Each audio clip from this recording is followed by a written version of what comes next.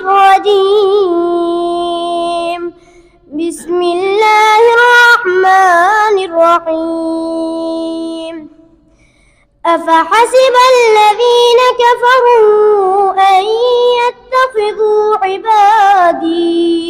عبادي من دوني أولياء إنا أعتدنا جهنم للكافرين نزلا.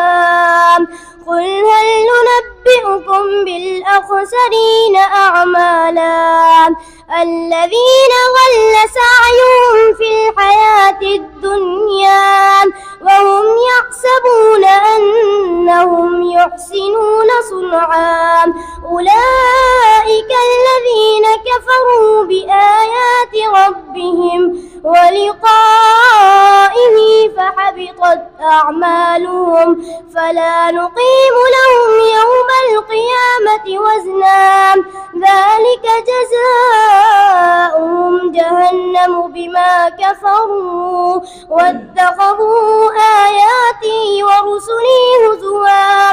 إن الذين آمنوا وعملوا الصالحات كانت لهم جنات الفردوس نزلا خالدين فيها لا يبغون عنها حولا.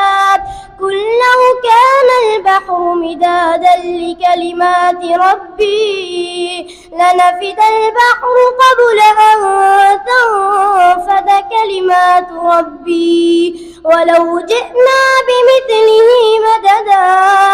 قل إنما أنا بشر مثلكم يوحى إلي أنما إلهكم إله واحد فمن كان يرجو لقاء ربه